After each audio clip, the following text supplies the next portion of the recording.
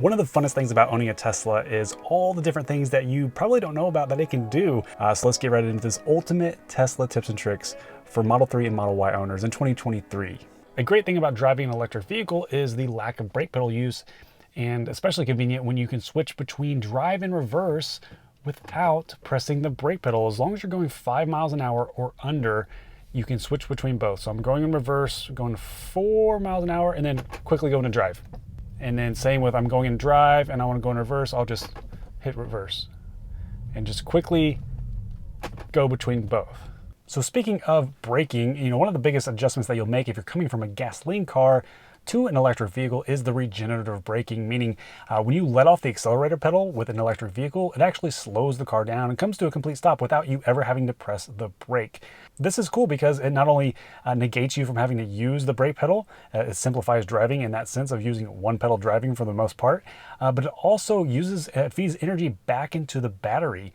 But there are some different settings that you can set for regen braking that you should know about.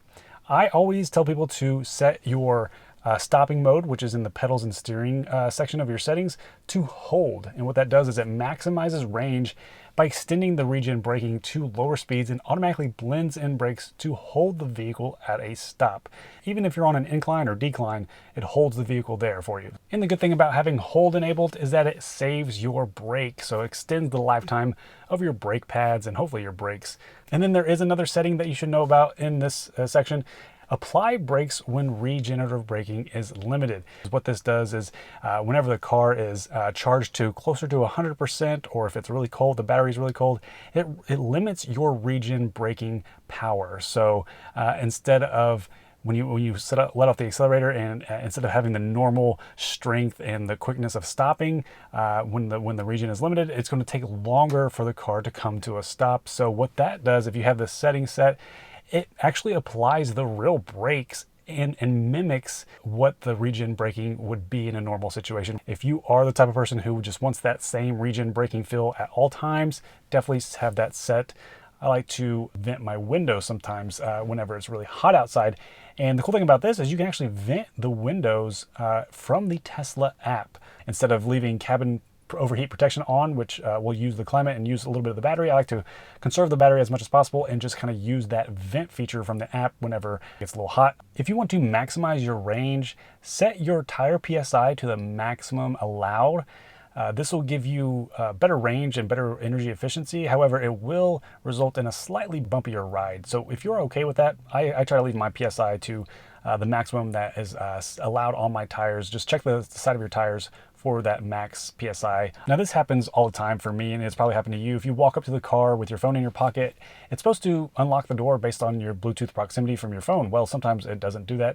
To fix that, all you have to do is pull out your phone and just quickly open the Tesla app. You can put the phone back in your pocket and you can open the door. Usually just opening the app will kind of wake the car up. Another useful feature of the Tesla app is you can unlatch the door. If you find yourself in a situation where maybe the door handles are frozen shut, you just pull out your app, and as long as you're standing next to the car, press the unlatch button, and you can add it from your control section, and it'll pop out the door, and now you can get in. So it's another way of alternative way of opening the door if you can't access the handle for some reason.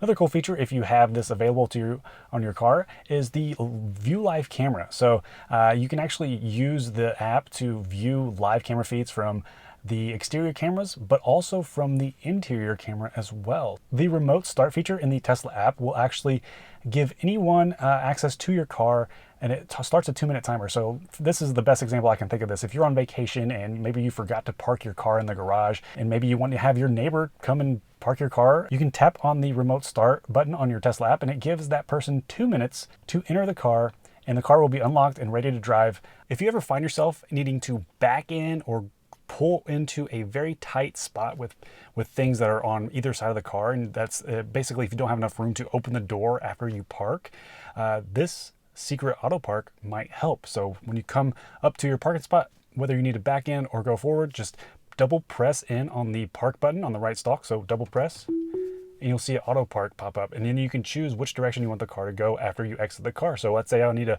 go forward into a tight spot, I'll hit the forward, and it went forward without me in the car to park the car. One of my biggest fears is going to my car while it's charging, needing to go somewhere, but the charger is locked. So if you ever find yourself in that situation, just know there is a manual charge port release behind the charging port on the inside of the trunk. So just find that manual release, give it a nice tug, and that will unlock the charging cable. Now it's currently April, and I love this time of year because the warmer weather brings better driving efficiency. But do you know what else starts back up with spring? Lawn care. And today's sponsor, Sunday, helps you achieve a lush and healthy lawn with minimal effort, because all you have to do is answer a few simple questions about your yard and send them a soil sample using their prepaid shipping box. And then Sunday provides a customized lawn care plan that includes carefully selected fertilizers and treatments based on your specific lawn's needs. With their convenient subscription, you'll receive all the necessary lawn care products right to your door. And the best part is Sunday uses powerful ingredients backed by nature with no harsh chemicals, making them better for family, pets, and the environment, which are all super important things to me and hopefully you.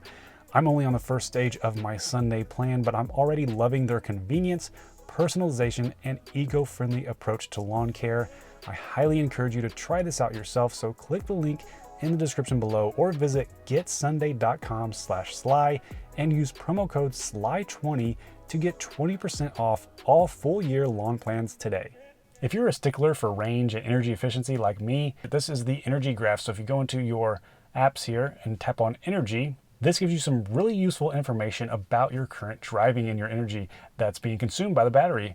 And since you can change it from since last charge or current drive, and you can see that it shows you how much battery it's consumed since my last charge, and it says 5.5% more than estimated vehicle consumption. And you can see what is all using the battery. Of course, driving is the most, the climate, and it shows you the percentage that it's using, which is really cool. But over here, it gives you range tips. It just gives you all kinds of useful information about range and battery consumption and energy consumption. And then you can go in here and just see what the energy consumption has been since you've been in park. So highly recommend using that energy graph to see what you can improve on as you're driving if you want to really maximize the range. Did you know there are 5 different ways that you can open the charge port? The first one is from the touchscreen here. Just tap on that lightning bolt icon and it will automatically open your charge port, and you can tap on it again to close it. You can also do this from the app. Under the controls section, you can open and close your charge port basically the same way. Lightning bolt icon, open and close. You can also use your voice command, open charge port. Finally, you'll probably do it most likely from the charge port door itself, and you can actually tap on the charge port door to open it, and you can give it a little nudge down to close it. But most of the time, you can just use the button on your Tesla mobile connector charging cable, and this works for your mobile connector charger cable or a supercharger cable as well. So that button on the charging cable, that will open up the charge port door and it'll also close it as well. Whenever autopilot or full self-driving is engaged, you need to let the car know that you're still paying attention. Periodically, you'll see an alert saying to put some force on the steering wheel if it doesn't recognize your hand in a while. But instead of moving the wheel, you can dismiss that request by scrolling up on either scroll wheel or even turning on the turn signal. Right here, it's saying apply slight turning force to the steering wheel. Well, I'm just gonna scroll up on the volume button and see that alert went away. If you're ever driving on autopilot and it kicks you out, sometimes if you're not paying attention or if you don't move the wheel in time, it'll beep at you and then it'll say autopilot is unavailable for the rest of the drive because you basically haven't paying attention. So if that ever happens to you, you can quickly reset that by coming to a stop and then opening your door, lifting your butt out of the seat, close the door while your butt is lifted out of the seat, and then you sit back down and it kind of resets it as a new drive. I highly recommend turning on the blind spot camera setting. It'll automatically enable your blind spot camera to pop up whenever you are changing lanes. So for example, I'm in the right lane. If I want to quickly change over to the left lane without looking at my blind spot, I could turn on turn signal, and when that setting is enabled, it automatically shows a visual of my blind spot camera. And now I can easily see that nobody's in my blind spot, and I can easily change lanes. While we're talking about turn signals, there is an easy way to cancel turn signals. So if your turn signal is enabled and you want to cancel it, just press in the same direction halfway. And another great new feature that came with a recent software update is the automatic turn signal. When you enable that, it'll automatically turn your turn signal off. And normally with that, before that setting came, when you half press a turn signal, it would go on 3 blinks. And then if you fully press the turn signal, it stays on indefinitely. Well, with the new setting, if you turn the new setting on, it doesn't matter if you do half press or full press, it'll automatically just keep your turn signal on until you make the lane change or complete the turn. And then once you do that, it automatically turns off. So if you're the type of person who forgets to turn off their turn signal, this is a lifesaver feature for you. When you're on autopilot or traffic aware cruise control, you can quickly adjust your set speed limit by doing a quick scroll on the right scroll wheel, up or down in 5-mile-an-hour increments. However, if you are wanting to go more than 5 miles an hour quickly, you can actually press the accelerator pedal without disengaging autopilot. So I'm on 60 max speed, I'm on autopilot, I'm gonna press my accelerator pedal to 70 miles an hour and quickly do a scroll up. And that automatically raises my autopilot set speed limit to whatever speed I was going at. If you're on autopilot and you are wondering why it has too much of a follow distance between you and the car in front of you, or it's not taking lane changes quick enough for your liking, you can always change the style of driving by pressing right on the right scroll wheel. Just press it to the right and it'll give you your autopilot settings. You can switch between chill, average, and assertive. If you're on autopilot and your max set speed is over the speed limit and you want to quickly go back to the speed limit, just tap on the speed limit sign and it'll take you back to your speed limit settings, whatever you have set in there. Now, when it comes to this is another tip I have for you. When you enable autopilot or cruise control by default, it'll set it to the speed limit, whatever speed limit you're currently at, unless you're going above it. But if you don't want it to automatically set it, if you want to set it higher than the speed limit, you go into your autopilot settings to the offset setting and change it to whatever you want the offset to be. So for example, if you want the cruise control or autopilot to automatically set the max speed to 5 miles an hour over whatever speed limit is, you can set the offset to fixed 5 miles an hour. The even better way to do that is set that to percentage. I think 12% is a very good balance, and that seems to have worked pretty well for me. Now, there are a few different ways to disengage autopilot whenever it's engaged. So right now I have autopilot engaged. First, you can press the brake pedal. If you press the brake pedal at any time, it's going to disengage autopilot. The second way to disengage autopilot is to press up on the right stalk. However, there is a third way to disengage autopilot, sort of. If you steer hard enough, of course, autopilot requires you to keep hands on the wheel, so it takes a lot of force to disengage it with the steering wheel. But if you happen to do that, so let's say if you do it enough, right? Autopilot disengage, but cruise control is still engaged. Just know that if you disengage autopilot with the steering wheel, the car is still going to be going forward as long as there's nothing in its way, because it's going to be still on cruise control. If you ever have an issue with your touchscreen, or if it freezes up, or something is buggy, you can always reboot the touchscreen by pressing down on both scroll wheels at the same time. You can also do this while driving. So I'm driving, I have autopilot engaged right now. I'm going to reboot my screen, press and hold. So just know that if you ever need to reboot your screen, you can do that while you're driving, and your turn signals and everything still will work. You just won't be able to see or hear them.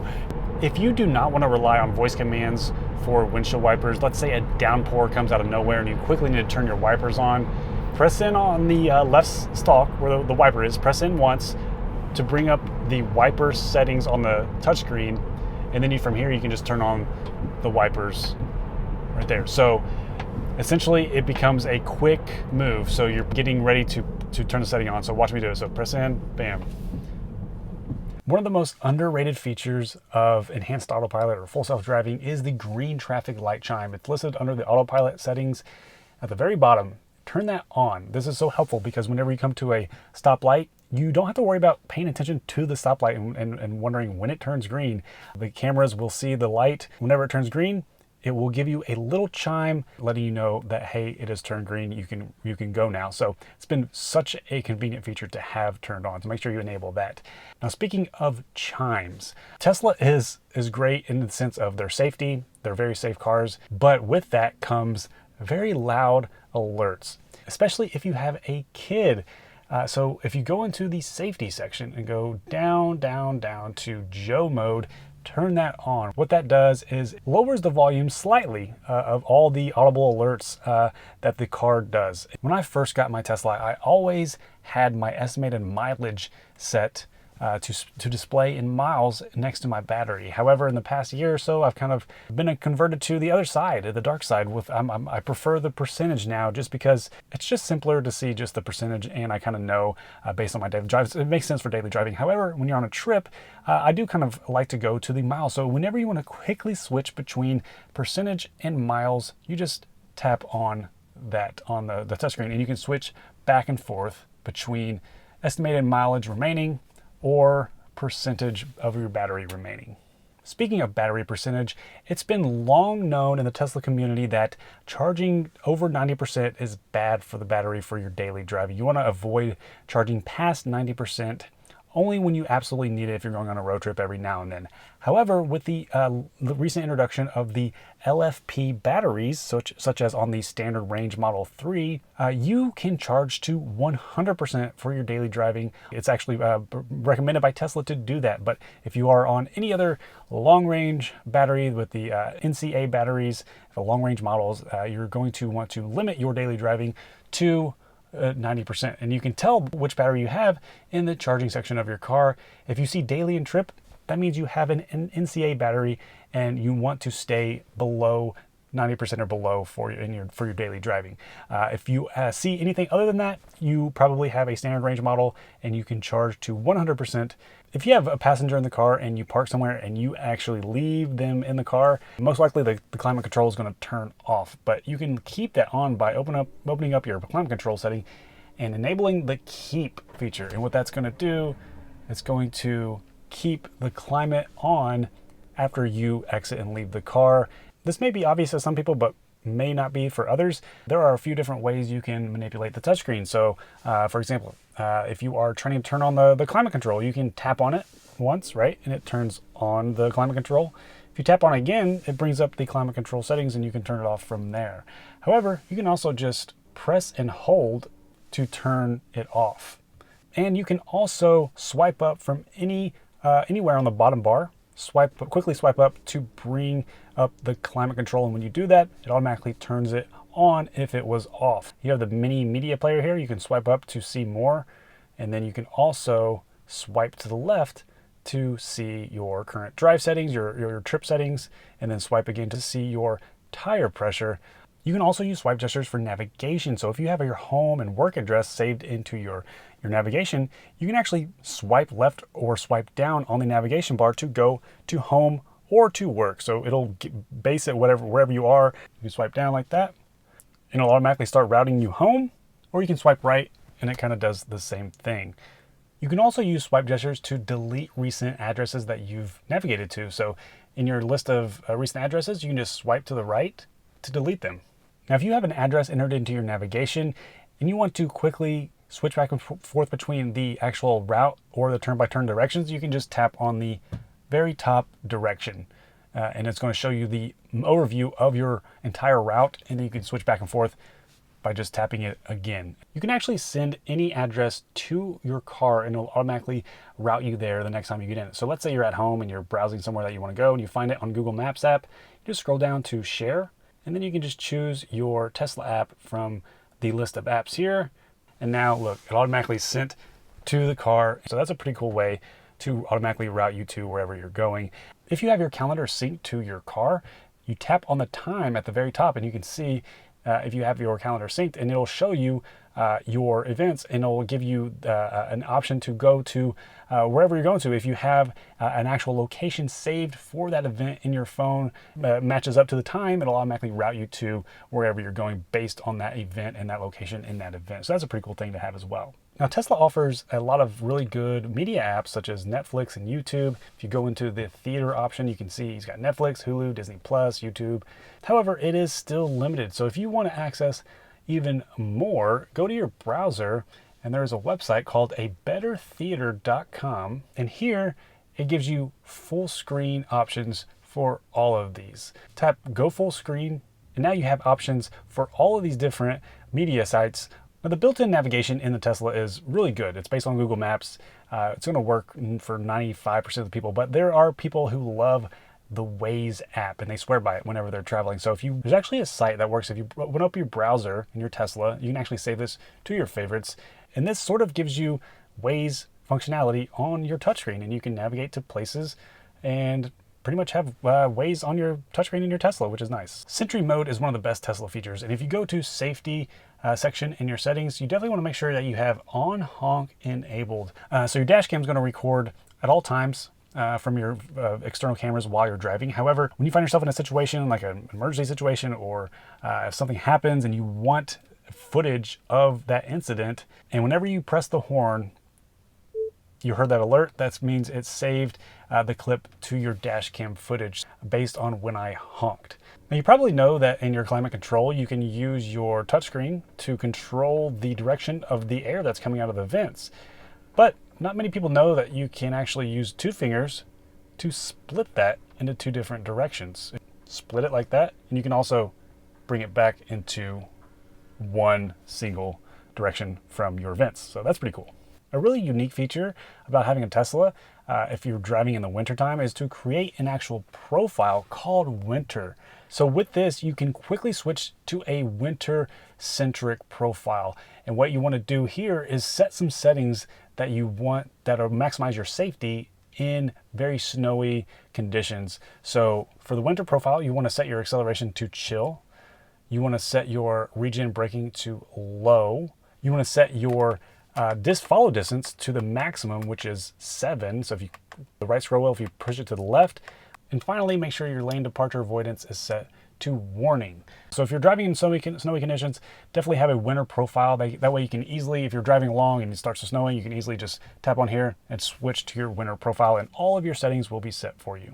If you want to absolutely maximize your range, you know that having Sentry mode turned on from right up here, that will eat your battery if it's just sitting there and not plugged in to charger. So what you want to do is go into your safety, into Sentry mode, and exclude all of your home, your work, and your favorites. And you'll be surprised about how much battery Sentry mode can actually use when it's just sitting there not plugged into a charge. And if you're the type of person who is a stickler for security, if you want to absolutely harden and secure your Tesla, you can turn on a glove box pin. So that way, anybody who's trying to get into your glove box, it'll require a pin to get into. Same with pin to drive. You can set a pin to drive, and so we'll have to know what that pin is in order to drive the car and or get into the glove box. So that's a way to maximize your security.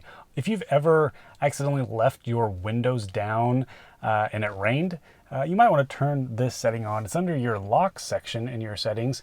You want to turn on close windows on lock, and that'll automatically close your windows whenever you walk away, especially if you have your walk away door lock enabled. Make sure you have that enabled.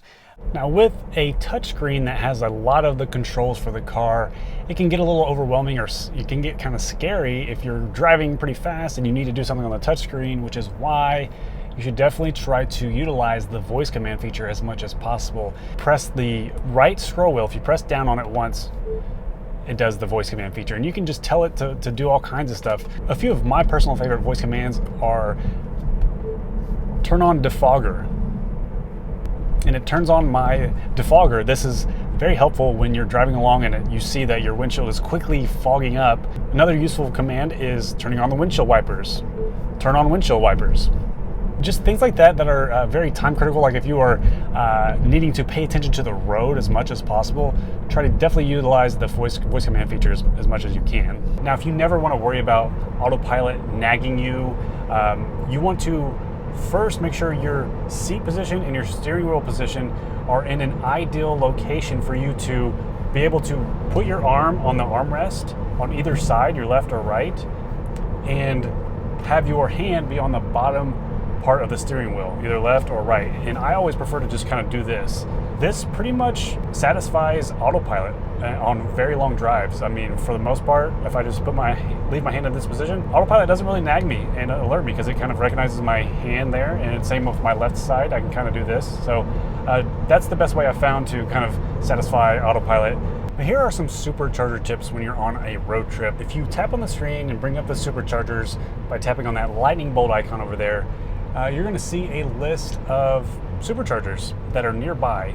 But you can also filter these in a way to where you can show destination charging, the slower chargers, by enabling the 1 or 2 lightning bolts, or you can disable those and only show the fast charging superchargers. These are divided into 2 different kinds of superchargers. If you look at the kilowatt max that's listed underneath, you'll see that some say 250 kilowatt max and some say 150 kilowatt max. If you want to try to go to the 250 kilowatt max, those are V3 superchargers, and those will charge relatively faster for the most part compared to the 150. Now sometimes you don't have a choice, and you can also tap on these on the map and see how many stalls are available, the charging rate, and then it shows you the price as well.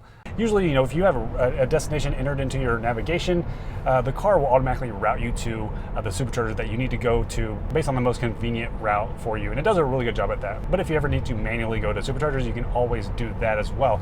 Now, with the V2 superchargers, if you're going to a V2 supercharger, which is the 150 kilowatts, they actually share charging in between stalls. So you'll see that they are numbered. You want to avoid going onto the same number that somebody's already charging at. So for example, if somebody's charging on stall 3A, you don't want to charge on 3B unless you absolutely have to, unless that's the only one left, because those stalls will actually share power. So if you're at a V2 supercharger, just keep that in mind so that you can maximize the charging between not only you, but your peers as well. So the car automatically does this for you for the most part, but just so you know, the lower state of charge that you have when you arrive at a supercharger, the faster you're going to charge, and it's going to make better use of your time. So you want to arrive at a supercharger ideally with less than 20% battery remaining. It's going to charge faster than pulling up and charging if you're at 50%, for example.